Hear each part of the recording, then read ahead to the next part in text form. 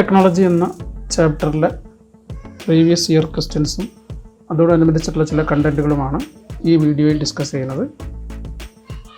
First question, what is the role of a web server?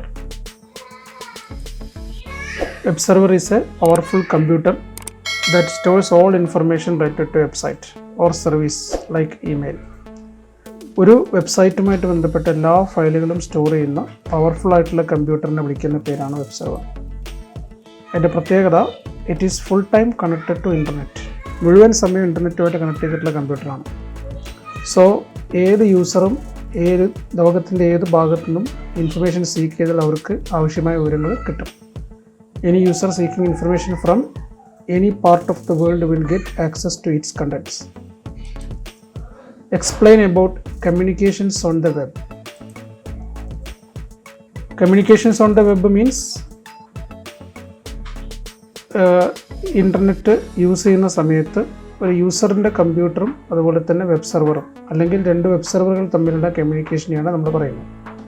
അതിനായിട്ട് ഉപയോഗിക്കുന്ന പ്രത്യേകമായ പ്രോട്ടോക്കോളാണ് TCP/IP. TCP/IP stands for Transmission Control Protocol / Internet Protocol.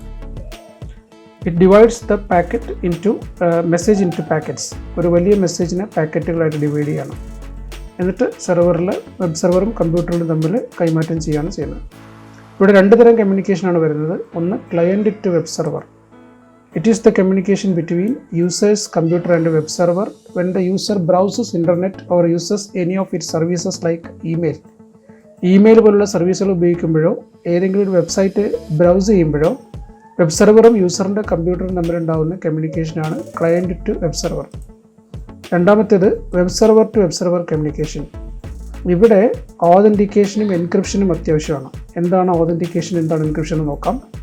Authentication എന്ന് പറയുമ്പോൾ ഉദ്ദേശിക്കുന്നത് ഒരു വെബ്സൈറ്റ് ഇന്ന വെബ്സൈറ്റാണെന്ന് പറയുമ്പോൾ അത് തന്നെയാണെന്ന് ഉറപ്പിക്കുന്നതിനുള്ള ചില ടൂൾസാണ്. ഫോർ എക്സാമ്പിൾ, SBIയുടെ ബാങ്കിൻ്റെ വെബ്സൈറ്റ് ആണെന്ന് പറയുമ്പോൾ അത് തന്നെയാണെന്ന് അത് വ്യൂ ചെയ്യുന്ന ആൾക്ക് ഉറപ്പാക്കണം. അതിനുള്ള എന്തെങ്കിലും ടെക്നോളജി വേണം.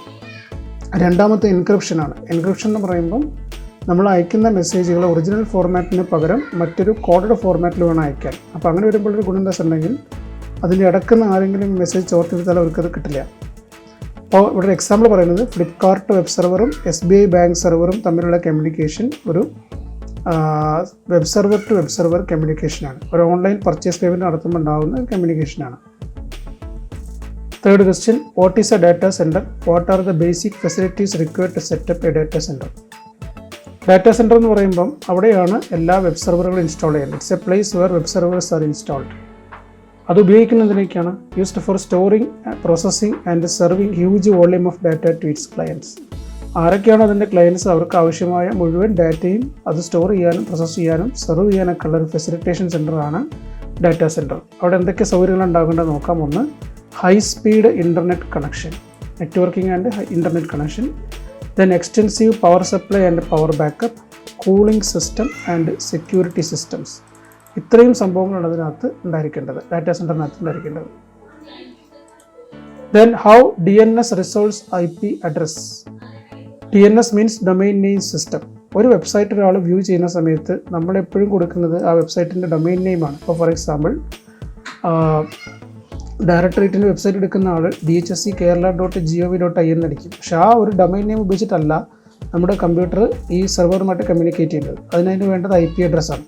ആ IP അഡ്രസ്സ് ഒബ്റ്റെയിൻ ചെയ്യുക എന്നുള്ളതാണ് DNS സിസ്റ്റത്തിൻ്റെ duty. It is the duty of DNS to get the IP address against a requested domain name. നമ്മൾ ചോദിക്കുന്ന ഒരു ഡൊമൈൻ നെയിമിന് കറസ്പോണ്ടിങ് ആയിട്ടുള്ള IP അഡ്രസ് എന്താണ് എന്ന് ആദ്യം കണ്ടെത്തേണ്ടിയിരിക്കുന്നു.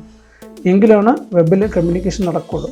അപ്പോൾ അതെങ്ങനെയൊക്കെ കണ്ടെത്തുക എന്നുള്ളതാണ് അതിൻ്റെ സ്റ്റെപ്സാണ് ഇവിടെ പറയുന്നത്. ഒന്നാമത്തെ step, searching the local cache maintained by the browser.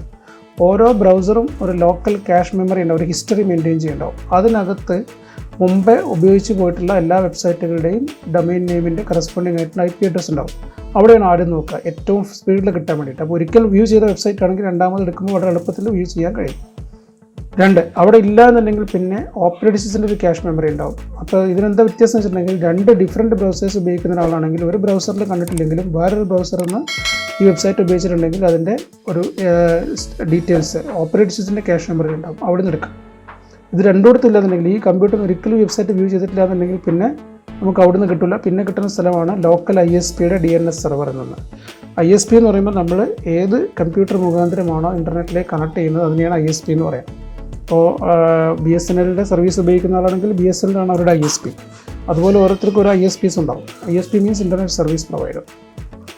ഈ പറയുന്ന കാര്യങ്ങളൊന്നും സക്സസ് ആയിട്ടില്ലെങ്കിൽ, if none of the previous succeeds, അപ്പോഴാണ് ISPൻ്റെ DNS സെർവർ ഒരു റിക്കർസീവ് സെർച്ച് സ്റ്റാർട്ട് ചെയ്യുന്നത്. ഡൊമൈൻ നെയിംസിന് 13 റൂട്ട് സെർവറുകളും അതിൻ്റെ അണ്ടറിൽ ഒരുപാട് സബ് സെർവേഴ്സും ഒക്കെ ഉണ്ട്.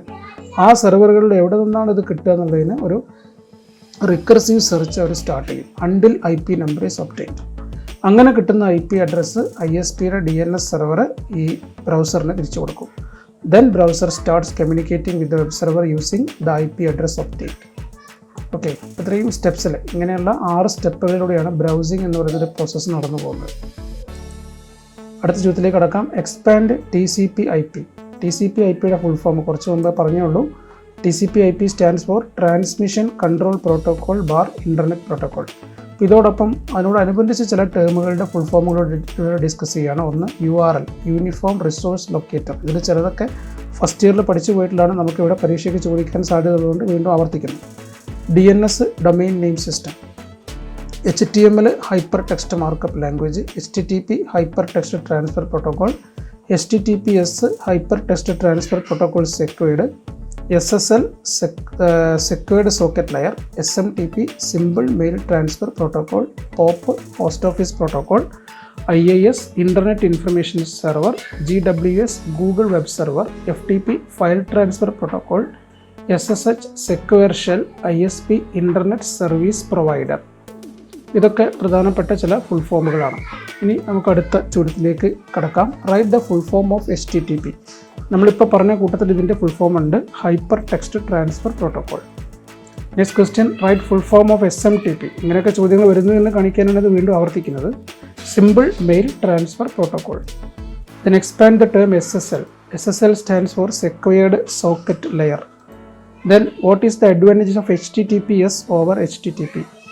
ഇൻ്റർനെറ്റിലെ വെബിലെ കമ്മ്യൂണിക്കേഷൻ ഉപയോഗിക്കുന്ന 2 പ്രധാനപ്പെട്ട പ്രോട്ടോക്കോൾസ് ആണ്. ഒന്ന് HTTP, മറ്റൊന്ന് HTTPS. HTTP then HTTPS. HTTP stands for hyper text transfer protocol. HTTPS stands for hyper text transfer protocol secured. അപ്പോൾ ഒന്നും കൂടി സെക്യൂർഡ് ആയിട്ടുള്ള കമ്മ്യൂണിക്കേഷൻ എൻഷുർ ചെയ്യാൻ വേണ്ടി ഉപയോഗിക്കുന്നതാണ് HTTPS. ഇപ്പോൾ എന്തൊക്കെയാണ് ഇതിൻ്റെ ഫീച്ചേഴ്സ് നോക്കാം. HTTPS refers to HTTP Secure. As the name implies, it offers secured communication over the web. ഞാനിപ്പോൾ പറഞ്ഞ പോയിന്റ് തന്നെയാണ്. It encrypts the message using 128-bit encryption technology. ഇവിടെ 128-bit encryption ടെക്നോളജി ഉപയോഗിച്ചുകൊണ്ട് ഒറിജിനൽ മെസ്സേജിനെ മറ്റൊരു രൂപത്തിലേക്ക് മാറ്റിയെടുക്കുകയാണ്. And prevent man in the middle attack. അതുകൊണ്ടുള്ള ഗുണം എന്ന് വെച്ചിട്ടുണ്ടെങ്കിൽ ഇതിൻ്റെ ഇടയ്ക്കുന്ന് ആരെങ്കിലും ഈ മെസ്സേജ് ചോർത്തി കഴിഞ്ഞാലും അവർക്കത് യൂസ്ഫുൾ ആവില്ല. Then HTTPS also ensures authenticity of A website. ഒരു വെബ്സൈറ്റ് ഇപ്പോൾ പറയുമ്പോൾ സ്റ്റേറ്റ് ബാങ്കിൻ്റെ വെബ്സൈറ്റ് എന്ന് പറയുമ്പോൾ അത് തന്നെയാണെന്ന് ഉറപ്പിക്കുന്നതിനുള്ള ഡിജിറ്റൽ സർട്ടിഫിക്കറ്റ് വെരിഫിക്കേഷനും HTTPSൻ്റെ ഒരു പാർട്ടിലുള്ള ഒരു സർവീസാണ്.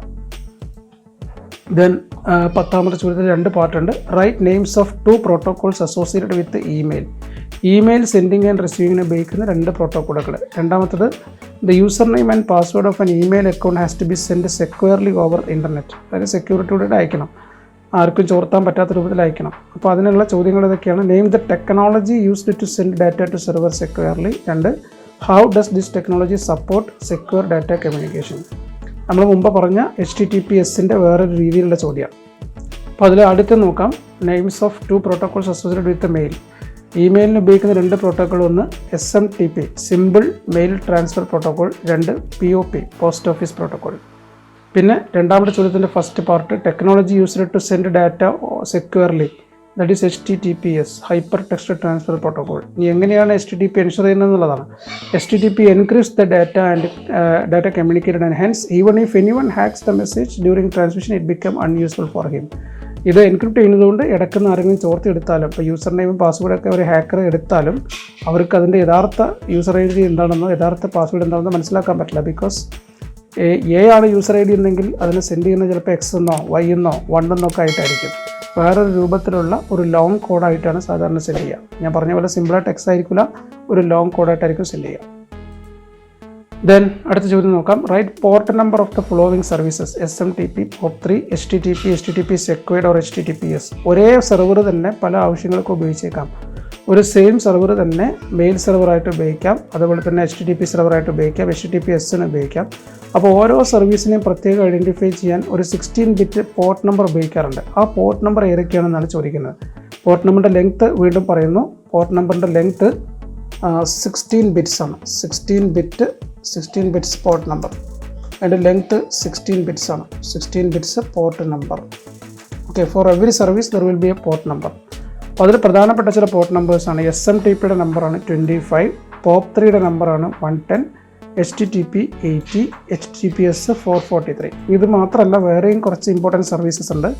അത് ഈ ചോദ്യത്തിൽ 4 ചോദിച്ചിട്ടുള്ളൂ. അപ്പോൾ അതിന് ആൻസർ ആയിട്ട് ഈ 4 എഴുതിയാലും മതിയാവും. പക്ഷേ മറ്റുള്ളത് കൂടെ പരിചയപ്പെടുത്തണം. വേറെയുള്ള port numbers 20 and 21 that refers to file transfer protocol. 22 refers to SSH അഥവാ secure shell protocol. Then 53 DNS domain name system. Okay, then അടുത്ത ചോദ്യത്തിലേക്ക് കടക്കാം. Define script. Write examples for any 2 scripting languages. Scripts are program codes written inside a HTML web page or web server. ഒരു web സെർവറിലോ അല്ലെങ്കിൽ ഒരു HTML web പേജിനകത്തോ എഴുതുന്ന കോഡുകളെ, programme കോഡുകളെ വിളിക്കുന്ന പേരാണ് സ്ക്രിപ്റ്റ്. അതിനായിട്ട് പ്രത്യേകമായ ലാംഗ്വേജ് ഉണ്ട്. നമ്മൾ സാധാരണ ഉപയോഗിക്കുന്ന ലാംഗ്വേജിനകത്ത് ഉപയോഗിക്കാൻ കഴിയില്ല. അതിൽ ലൈറ്റ് വെയ്റ്റ് ആയിട്ടുള്ള ചെറിയ സിമ്പിളായിട്ടുള്ള വെർഷൻസ് ഓഫ് ലാംഗ്വേജസ് ഉണ്ട്. അതിൽപ്പെട്ട ലാംഗ്വേജുകളാണ് ഒന്ന് ജാവാ സ്ക്രിപ്റ്റ്, മറ്റൊന്ന് VB script, PHP, Perl etcetera. ഇതിൽ ചിലത് പിന്നെ സെർവറിലെ സ്ക്രിപ്റ്റ് എഴുതാനും ചിലത് HTML വെബ് പേജിനകത്തുള്ള സ്ക്രിപ്റ്റുകൾ എഴുതാനും ഉപയോഗിക്കുന്നതാണ്. HTML-നകത്താണ് സ്ക്രിപ്റ്റ് എഴുതുന്നതെങ്കിൽ അതിന് പ്രത്യേകമായിട്ട് 2 ടാഗുകളുണ്ട്. സ്ക്രിപ്റ്റ്, അതുപോലെ അതിൻ്റെ എൻഡിങ് ടാഗ് /സ്ക്രിപ്റ്റ്. ഇതിനുള്ളിലാണ് ആ സ്ക്രിപ്റ്റുകളെ ഇൻസർട്ട് ചെയ്യേണ്ടത്. Then describe about any 2 types of scripting. Also give an example for each types of scripting languages. തൊട്ട് മുമ്പത്തെ ചോദ്യത്തിൽ ഞാൻ പറഞ്ഞു സ്ക്രിപ്റ്റുകൾ HTML വെബ് പേജിനകത്ത് എഴുതുന്നുണ്ട്, സെർവറിനകത്ത് എഴുതുന്നുണ്ട്. HTML വെബ് പേജിനകത്തുള്ള ഉൾക്കൊള്ളുന്ന സ്ക്രിപ്റ്റുകളെ വിളിക്കുന്ന പേരാണ് ക്ലയൻറ്റ് സൈഡ് സ്ക്രിപ്റ്റിംഗ്. സെർവറിനകത്ത് വരുന്ന സ്ക്രിപ്റ്റുകളെ വിളിക്കുന്ന പേരാണ് സെർവർ സൈഡ് സ്ക്രിപ്റ്റിംഗ്. ഓക്കെ, ഇനി ഇതിൻ്റെ ക്ലയൻറ്റ് സൈഡ് സ്ക്രിപ്റ്റിങ്ങിൻ്റെ പ്രത്യേകത എന്തൊക്കെ നോക്കാം. ഇതിൽ ഈ script code is contained in HTML document viewed. നമ്മൾ വ്യൂ ചെയ്യുന്ന HTML ഡോക്യുമെൻ്റ് ഉള്ളിൽ തന്നെ അതിൻ്റെ കോഡും കൂടി ഉണ്ടാവും, നമുക്ക് നോക്കി കാണാൻ കഴിയും. The script is executed by the browser itself using a service called script engine. ബ്രൗസറിൻ്റെ സ്ക്രിപ്റ്റ് എൻജിൻ എന്ന് പറയുന്ന ഒരു കമ്പോണൻറ്റ് ഉപയോഗിച്ചുകൊണ്ട് ആ സ്ക്രിപ്റ്റിനെ എക്സിക്യൂട്ട് ചെയ്യുന്നത് ബ്രൗസർ തന്നെയാണ്. അത് സാധാരണ ഉപയോഗിക്കുന്നത് ഡാറ്റ വാലിഡേഷൻ വേണ്ടിയിട്ടാണ്. സെർവറിലേക്ക് ഡാറ്റ സെൻഡ് ചെയ്യുന്നതിന് മുമ്പേ അത് വാലിഡേറ്റ് ചെയ്യാൻ വേണ്ടിയിട്ടാണ് സാധാരണ ഈ ഒരു ക്ലയൻറ്റ് സൈഡ് സ്ക്രിപ്റ്റിംഗ് ലാംഗ്വേജുകൾ ഉപയോഗിക്കുന്നത്. Then popular languages are JavaScript, VB script etcetera. Then രണ്ടാമത്തത് സെർവർ സൈഡ് സ്ക്രിപ്റ്റിംഗ് ആണ്. In this script is executed at the server and the result of the program is send to the user computer in HTML form. സെർവറിലാണ് ഈ script execute ചെയ്യുക. അതിൻ്റെ result HTML ഫോമിൽ യൂസറിൻ്റെ കമ്പ്യൂട്ടറിലേക്ക് send ചെയ്യും.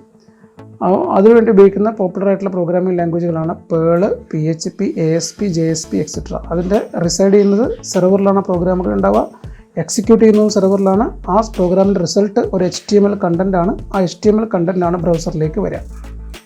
അടുത്ത ചോദ്യം നോക്കാം. Write the difference between programming language and scripting language. സാധാരണ പ്രോഗ്രാമിംഗ് ലാംഗ്വേജും സ്ക്രിപ്റ്റിംഗ് ലാംഗ്വേജും തമ്മിലുള്ള വ്യത്യാസങ്ങൾ ഒന്ന് നമുക്ക് 2 കോളമായിട്ട് കാണാം. സ്ക്രിപ്റ്റിംഗ് ലാംഗ്വേജ് ഒരു കോളം, പ്രോഗ്രാമിംഗ് ലാംഗ്വേജ് രണ്ടാമത്തെ കോളം. First point, executed by the browser or web server as the case may be. സ്ക്രിപ്റ്റുകൾ ഒന്നുകിൽ എക്സിക്യൂട്ട് ചെയ്യുന്ന വെബ് ബ്രൗസർ ആയിരിക്കും, അല്ലെങ്കിൽ വെബ് സെർവർ ആയിരിക്കും. 2 തരം സ്ക്രിപ്റ്റിംഗ് ഉണ്ടെന്ന് പറഞ്ഞല്ലോ.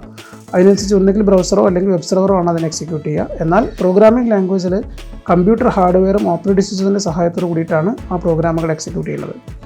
Then web application using script need to be installed only on the server. Users can run application using web browsers. ഇങ്ങനെയുള്ള വെബ് ആപ്ലിക്കേഷൻസ്, സ്ക്രിപ്റ്റുകളുള്ള വെബ് ആപ്ലിക്കേഷൻസ് സെർവറിൽ മാത്രം ഉണ്ടായാൽ മതി. അത് ബ്രൗസറിലൂടെ ഒരു യൂസർക്ക് എക്സിക്യൂട്ട് ചെയ്യാൻ പറ്റും. എന്നാൽ പ്രോഗ്രാമിംഗ് ലാംഗ്വേജിൽ ഉപയോഗിച്ചുണ്ടാക്കുന്ന പ്രോഗ്രാമുകളെ they must be installed in each computer to execute it. ഓരോ കമ്പ്യൂട്ടറിലും അതിനെ എക്സിക്യൂട്ട് ചെയ്യണം. ഇപ്പോൾ ഒരു ബാങ്കിൻ്റെ സോഫ്റ്റ്വെയറിനെ പറ്റി പറയുകയാണെങ്കിൽ ഒരു ബാങ്കിന് ഒരു 5000 ബ്രാഞ്ച് ഉണ്ട്. ഓരോ ബ്രാഞ്ചിനും 10 കമ്പ്യൂട്ടർ ഉപയോഗിക്കുന്നുണ്ടെങ്കിൽ ആ 5000 × 10 അത്രയും കമ്പ്യൂട്ടറുകളിൽ ആ സോഫ്റ്റ്വെയർ ഇൻസ്റ്റാൾ ചെയ്യണം. നമ്മൾ സാധാരണ പ്രോഗ്രാമിംഗ് ലാംഗ്വേജ് ഉപയോഗിച്ചുണ്ടാക്കുന്ന പ്രോഗ്രാമുകളാണെങ്കിൽ. എന്നാൽ അത് വെബ് ബേസ്ഡ് ആപ്ലിക്കേഷൻ ആണെങ്കിൽ, വെബ് ആപ്ലിക്കേഷൻസ് ആണെങ്കിൽ സെർവറിൽ ഉണ്ടായാൽ മതി. എല്ലാവർക്കും വെബ്സൈറ്റിലൂടെ ഡൊമൈൻ നെയിം വെച്ചിട്ട് ആക്സസ് ചെയ്തിട്ട് ആ പ്രോഗ്രാമിനെ റൺ ചെയ്യാൻ പറ്റും. അതാണ് സ്ക്രിപ്റ്റും പ്രോഗ്രാമിംഗ് ലാംഗ്വേജും തമ്മിലുള്ള വ്യത്യാസം. Differentiate client side and server side scripting languages. രണ്ട് തരം സ്ക്രിപ്റ്റിംഗ് ലാംഗ്വേജുകളാണ് പരിചയപ്പെടുത്തുന്നത്. ക്ലയൻറ്റ് സൈഡും സെർവർ സൈഡും. അതിൻ്റെ വ്യത്യാസം: ക്ലയൻറ്റ് സൈഡ് സ്ക്രിപ്റ്റിംഗിൽ scripts are copied to the client browser. സ്ക്രിപ്റ്റുകൾ ബ്രൗസറിലേക്ക് വരും ആ വെബ് പേജിൻ്റെ കൂടെ. എന്നാൽ സെർവർ സൈഡ് സ്ക്രിപ്റ്റിംഗിൽ script remains in the web server. Web server തന്നെ സ്ക്രിപ്റ്റ് ഉണ്ടാവുക. രണ്ടാമത്തെ പോയിന്റ്, ക്ലയൻറ്റ് സൈഡ് സ്ക്രിപ്റ്റിംഗിൽ execute in the web client browser. Client ബ്രൗസറിലാണ് എക്സിക്യൂട്ട് ചെയ്യുക. എന്നാൽ സെർവർ സൈഡ് സ്ക്രിപ്റ്റിംഗിൽ executed in the server and only result is send to the browser. Then അതിൻ്റെ ആപ്ലിക്കേഷനാണ് പറയുന്നത് used for validation of data. Client side. Server side ഉപയോഗിക്കുന്നത് used to connect to database and return dynamic content. Then client side users can block client side script. ബ്രൗസേഴ്സിൽ അതിനുള്ള feature ഉണ്ട്. അത് ഉപയോഗിച്ചുകൊണ്ട് client side സ്ക്രിപ്റ്റിനെ block ചെയ്യാം. എന്നാൽ server side സ്ക്രിപ്റ്റുകളെ നമുക്ക് block ചെയ്യാനായിട്ട് പറ്റില്ല. Then web browser type and version may affect execution. ചില ബ്രൗസറുകളിൽ ചില ടൈപ്പിലൊക്കെ ഈ സ്ക്രിപ്റ്റുകൾ എക്സിക്യൂട്ട് ചെയ്യാൻ പറ്റാത്ത അവസ്ഥ ഉണ്ടാവാം. എന്നാൽ അത്തരത്തിലൊരു ബുദ്ധിമുട്ട് ഇതിനുണ്ടാവില്ല, സെർവർ സൈഡ് സ്ക്രിപ്റ്റിംഗിൽ ഉണ്ടാവില്ല. ഇതൊക്കെയാണ് പ്രധാനപ്പെട്ട വ്യത്യാസങ്ങൾ. അടുത്ത ചോദ്യത്തിലേക്ക് വരാം. Compare static and dynamic web pages. Web പേജുകൾ തന്നെ രണ്ട് തരമായിട്ട് തിരിക്കാം. ഒന്ന് സ്റ്റാറ്റിക്, ഒന്ന് ഡൈനാമിക്. അതിൻ്റെ വ്യത്യാസങ്ങൾ നമുക്ക് കാണാം. സ്റ്റാറ്റിക് വെബ് പേജ് എന്ന് പറയുമ്പോൾ content of web page is fixed. അതെപ്പോഴും ഫിക്സഡാണ്. അതിങ്ങനെ എപ്പോഴും മാറിക്കൊണ്ടിരിക്കില്ല. എന്നാൽ content and layout may change each time in the case of dynamic web page.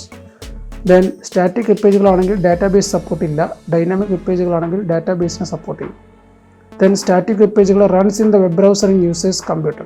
യൂസറിൻ്റെ കമ്പ്യൂട്ടറിലാണ് റൺ ചെയ്യുന്നത്. ദെൻ ഡൈനാമിക് വെബ് പേജ് ആണെങ്കിൽ runs on the server and the result is displayed in users computer. Program run ചെയ്യുന്നത് സെർവറിലാണ്, അതിൻ്റെ റിസൾട്ടാണ് ബ്രൗസറിൽ display ചെയ്യുക. Then static web pages are easy to develop while dynamic web pages requires programming skill. നല്ല programming സ്കില്ലുള്ളവർക്ക് മാത്രമേ dynamic web പേജുകൾ ക്രിയേറ്റ് ചെയ്യാൻ പറ്റുള്ളൂ. 17 ചോദ്യം നോക്കാം. Write a short note about CSS. CSS means cascading style sheet. allows us to format a web page efficiently.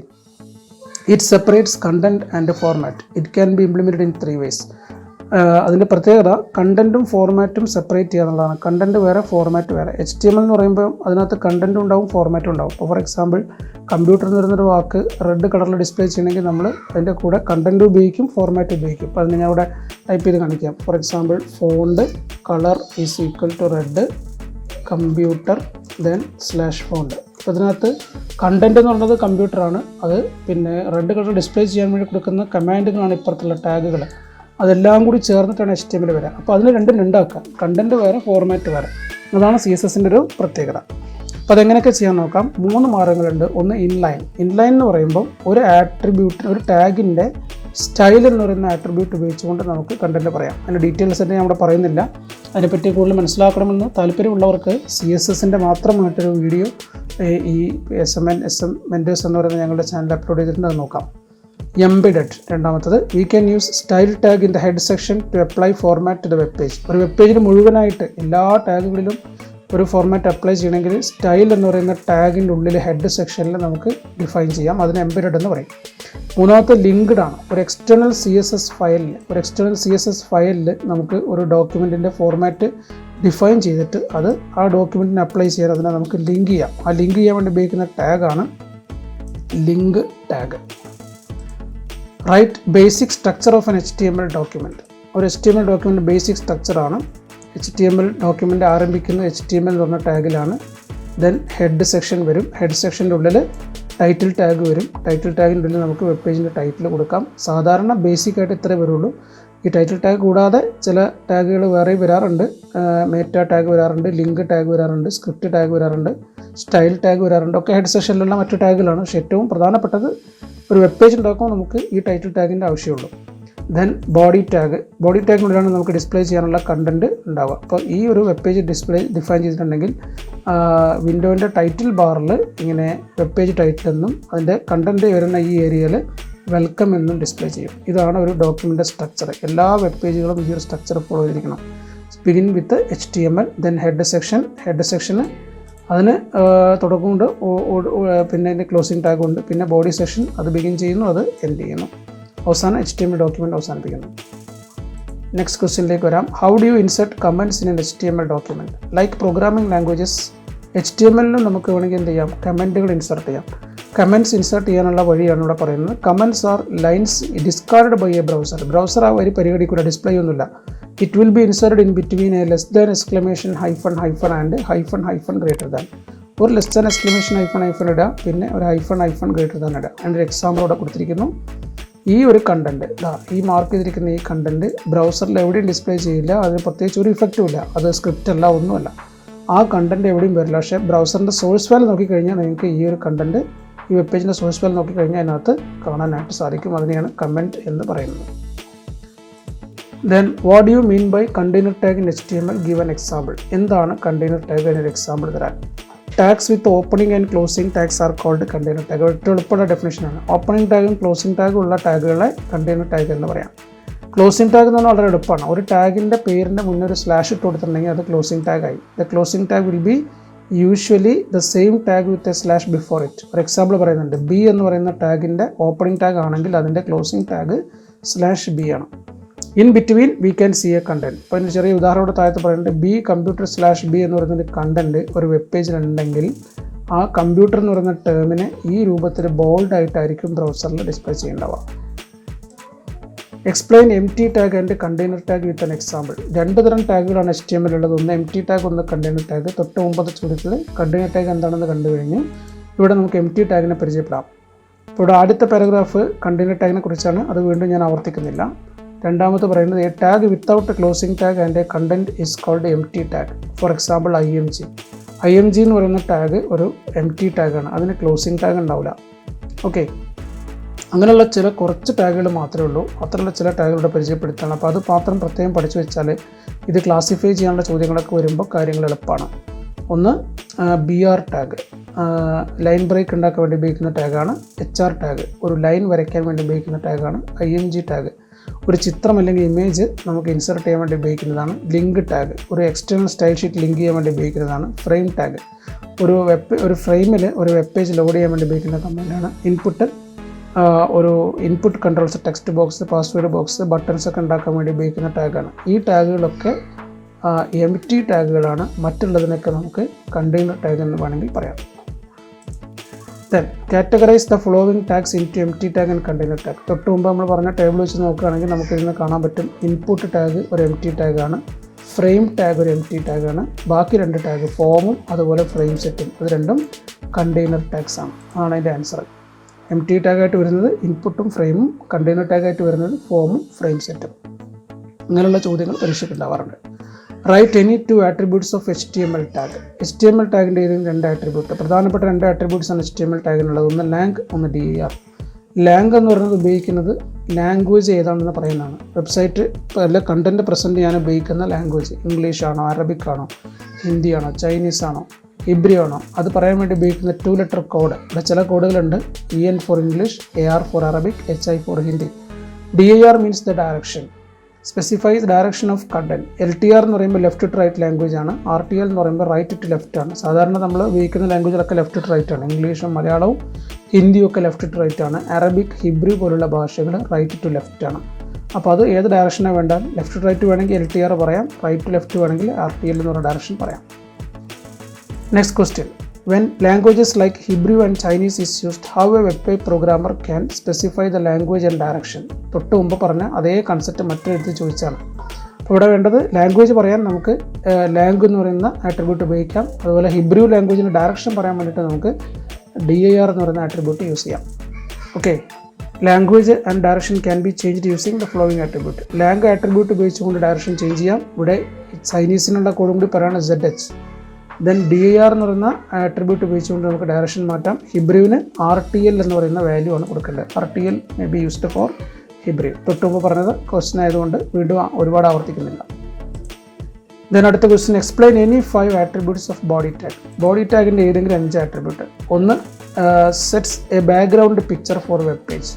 Web പേജിന് ഒരു ബാക്ക്ഗ്രൗണ്ട് പിക്ചർ സെറ്റ് ചെയ്യും, അതിനുള്ളതാണ് background. Then BG colour, sets the background colour for a web page. ഒരു web പേജിന് ഒരു background colour കൊടുക്കും. Text, sets colour of text or content. Link, sets colour of link, ലിങ്കിൻ്റെ colour change ചെയ്യും. Left margin, sets the left margin for the document. ഇനി ഇത് കൂടാതെ വേറെയും കുറച്ച് ആട്രിബ്യൂട്ട്സ് ഉണ്ട്. ഇവിടെ ക്വസ്റ്റ്യനിൽ 5 എഴുതാൻ പറഞ്ഞിട്ടുള്ള, അപ്പോൾ അതുകൊണ്ട് ബാക്ക്ഗ്രൗണ്ടും BG കളറും ടെക്സ്റ്റും ലിങ്കും ലെഫ്റ്റ് മാർജിനും പറഞ്ഞു. അതുകൂടാതെ വേറെയും ആട്രിബ്യൂട്ട്സ് ഈ ബോഡി ടാഗിനുണ്ട്. അതിൽപ്പെട്ട ഒന്നാണ് A link. Sets colour of the active link, V link sets colour of the visited link, top margin sets top margin for the web page. ഇനി നമുക്ക് അടുത്ത ചോദ്യത്തിലേക്ക് കടക്കാം. 26ാമത്തെ ചോദ്യം, what is the use of reserved characters in HTML entities? Also list any 4 reserved characters with their use. Reserved characters എന്ന് പറഞ്ഞിട്ടുണ്ടെങ്കിൽ നമുക്ക് കീബോർഡിലൂടെ ടൈപ്പ് ചെയ്യാൻ പറ്റാത്ത ചില ക്യാരക്ടേഴ്സ് ഉണ്ട്.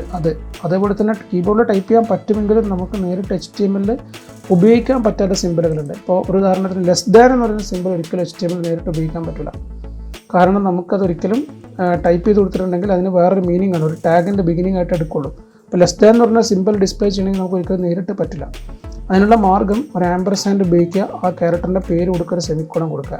അപ്പോൾ whenever we want to display less than use ampersand LT semicolon, whenever we want to display a greater than use ampersand GT semicolon. അതുപോലെ നമുക്ക് കീബോർഡിൽ നിന്ന് ടൈപ്പ് ചെയ്യാൻ പറ്റുന്ന സിമ്പിളാണ് കോപ്പിറൈറ്റ് സിമ്പിൾ. അപ്പോൾ ഒരു കോപ്പിറൈറ്റ് സിമ്പിൾ എവിടെയാണോ വേണ്ടത് അവിടെ നമുക്ക് ആംപർസാൻഡ് കോപ്പി സെമിക്കോളൻ കൊടുക്കാം.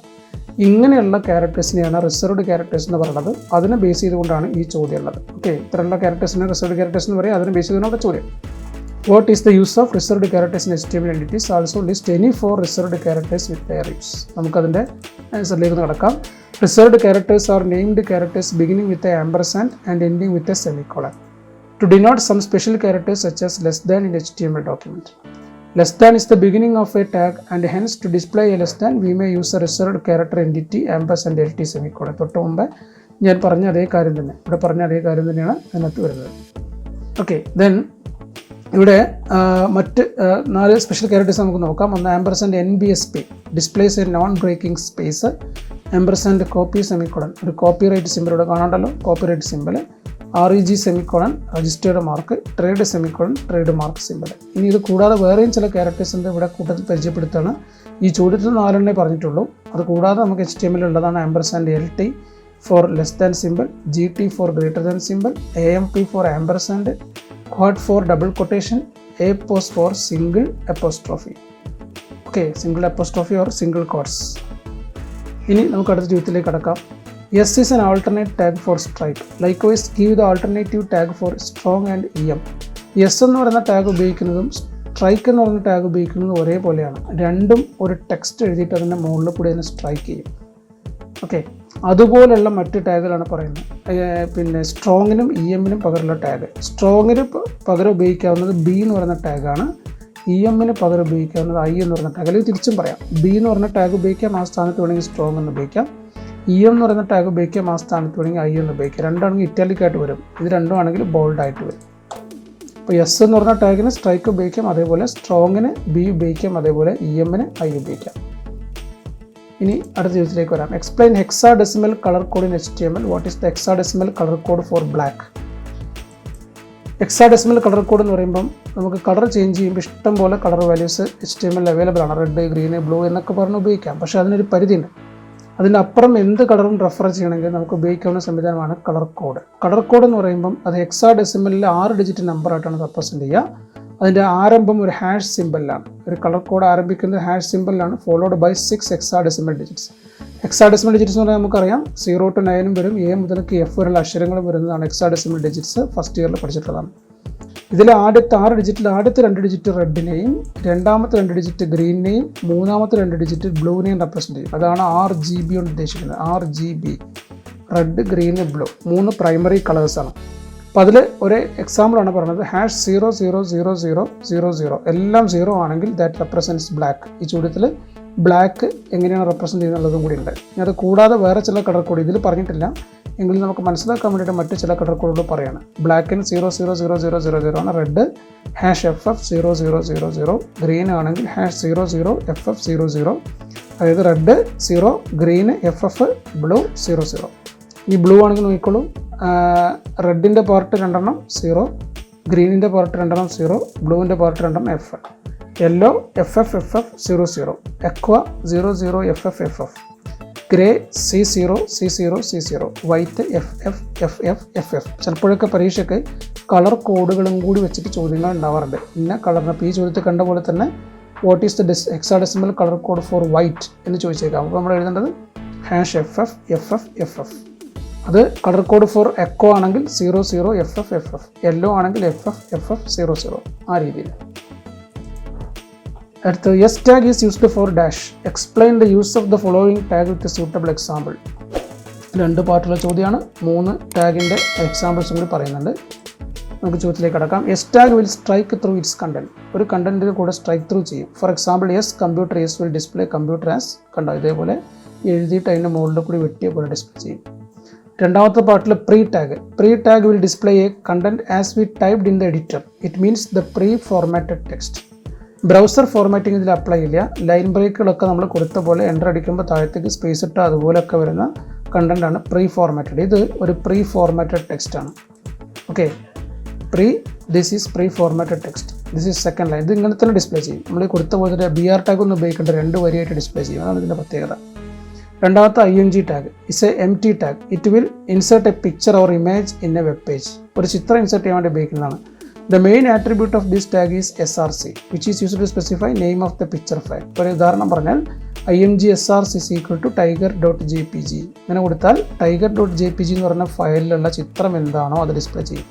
ഇവിടെ എൻ്റെ അടുത്ത് അത്തരത്തിലുള്ള ചിത്രമുണ്ട്, അത് ഈ ടാഗ് ഉപയോഗിച്ച് ഡിസ്പ്ലേ ചെയ്തിരിക്കുന്നതാണ് ഇവിടെ കാണിക്കുന്നത്. Okay, then font is a container tag. It can be used to change size, colour and face of the text. മുമ്പ് പരീക്ഷയ്ക്ക് ചോദിച്ചതാണ്. കമ്പ്യൂട്ടർ എന്ന് പറയുന്ന വാക്ക് 7 പോയിന്റ് സൈസിൽ റെഡ് കളറിൽ ഡിസ്പ്ലേ ചെയ്യാനുള്ള കോഡ് എഴുതുകയാണ്. ഇതാണ് അതിൻ്റെ code. Font colour is equal to red, size is equal to 7, computer/font. അതിൻ്റെ ഔട്ട്പുട്ടാണ് ഈ കാണുന്നത്. കണ്ടല്ലോ, റെഡ് കളറിൽ കുറച്ച് വലിയ സൈസിൽ കമ്പ്യൂട്ടർ എന്ന് പറയുന്ന വേർഡ് ഡിസ്പ്ലേ ചെയ്തിരിക്കുന്നു. അതിന് ഉപയോഗിച്ച ടാഗാണ് ഫോണ്ട് ടാഗ്.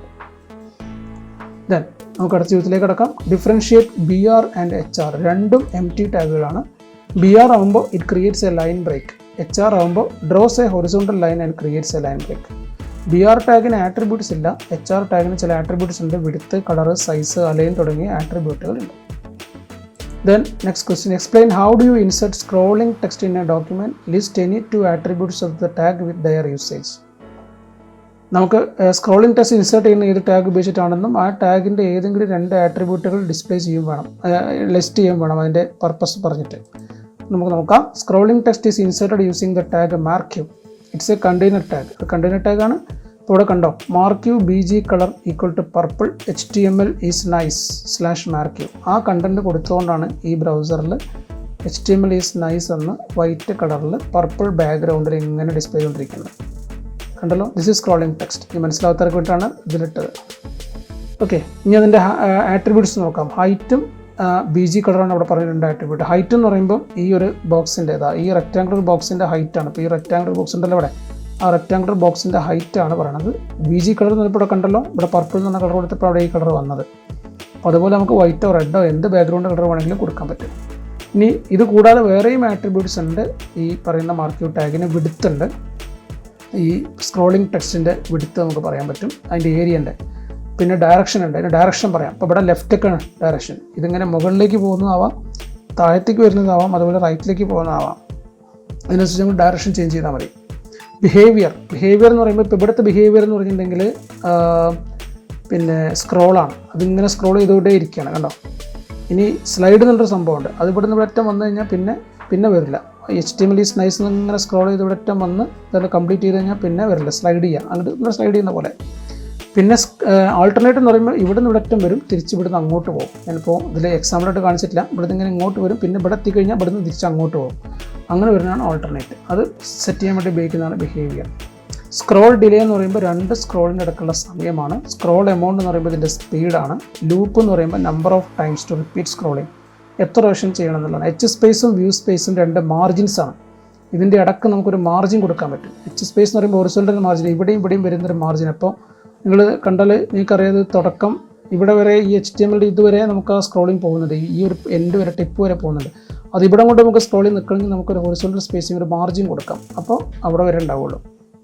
ഓക്കെ, ഇനി നമുക്ക് അടുത്ത ചോദ്യത്തിലേക്ക് കിടക്കാം. എക്സ്പ്ലെയിൻ ഹെഡിങ് ടാഗ്സ് അല്ലെങ്കിൽ HN ടാഗ്സ് എന്ന് പറയും. 6 ടാഗുകളാണുള്ളത്.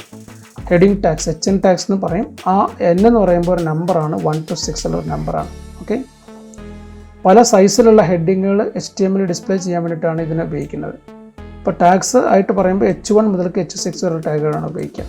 ഒരു ഉദാഹരണത്തിന് H1 HTML ഇൻട്രൊഡക്ഷൻ എന്ന് പറയുന്നത് ഇങ്ങനെയാണ്, ഒരു വലിയ ഹെഡിങ് ആയിട്ട് ഡിസ്പ്ലേ ചെയ്യും ബോൾഡായിട്ട്. It has the attribute align with values left, right or centre. ഇതിനൊരു ആട്രിബ്യൂട്ട് ഉണ്ട് അലൈന്, അതിൻ്റെ വാല്യൂസ് ലെഫ്റ്റോ റൈറ്റ് അല്ലെങ്കിൽ സെൻറ്ററാണ്. Write tags for displaying the following text H2O, അതുപോലെ A+B whole square is equal to A square plus 2AB+B square. ഇവിടെ ഈ രണ്ടെണ്ണത്തിന്, അതായത് H2O എന്ന് പറയുന്നതിലുള്ള ആ 2 in H2O, H2Oയിലുള്ള 2 ആണ് സബ്സ്ക്രിപ്റ്റ് എന്ന് പറയും നമ്മൾ, സബ്സ്ക്രിപ്റ്റ്. അതുപോലെ A സ്ക്വയർ എന്ന് പറയുന്നതിൽ 2, A സ്ക്വയറിൽ 2 in A square, 2 in A square is super script, അതിനെ സൂപ്പർ സ്ക്രിപ്റ്റ് എന്ന് പറയും. അങ്ങനെയുള്ള സബ്സ്ക്രിപ്റ്റുകളെയും സൂപ്പർ സ്ക്രിപ്റ്റുകളെയും മാർക്ക് ചെയ്യാൻ വേണ്ടിയിട്ട് HTML ഉപയോഗിക്കുന്ന രണ്ട് ടാഗുകളാണ്. ഒന്ന് SUB for subscript and SUP for superscript. രണ്ടും കണ്ടെയ്നർ ടാഗാണ്, അതേപോലെ തന്നെ അതിന് എൻഡിങ് ടാഗുകളും ഉണ്ടാവും. അതിൻ്റെ ആപ്ലിക്കേഷനാണ് ഈ ചോദ്യത്തിൽ പറയുന്നത്. അപ്പോൾ നമുക്ക് നോക്കാം. അടുത്തത് A sub2/sub-o, ഈ 2 സബ്സ്ക്രിപ്റ്റ് ആയിട്ട് വരണം. അപ്പോൾ അതിനെ ഈ രൂപത്തിലാണ് അതിനെ മാർക്ക് ചെയ്തിരിക്കുന്നത്. അടുത്തത് A+B കഴിഞ്ഞ് ഹോൾ സ്ക്വയർ, ഈ രണ്ട് സൂപ്പർ സ്ക്രിപ്റ്റ് ആയിട്ട് വരണം. അപ്പോൾ A+B കഴിഞ്ഞ് ഇവിടെ കാണാം SUP2/SUP. അത് കഴിഞ്ഞാൽ A സ്ക്വയറിൽ വരണം. അപ്പോൾ A കഴിഞ്ഞിട്ട് വീണ്ടും കാണാം SUP2/SUP. അത് കഴിഞ്ഞാൽ 2AB കഴിഞ്ഞ് പ്ലസ് B സ്ക്വയർ, B സ്ക്വയറിന് വീണ്ടും SUP2/SUP. ഇത്രയുമാണ് ഈ ചാപ്റ്ററിൽ നിന്നുള്ള നമുക്ക് പഠിക്കാനുള്ള ഏരിയാസ്. ഒരുവിധം എല്ലാ ഏരിയാസും ടച്ച് ചെയ്തിട്ടുണ്ട്. നന്നായിട്ട് പഠിക്കാൻ ഈ ഒരു വീഡിയോ മുഴുവനായിട്ട് കണ്ടാൽ ഉപകാരപ്പെട്ടിരിക്കും.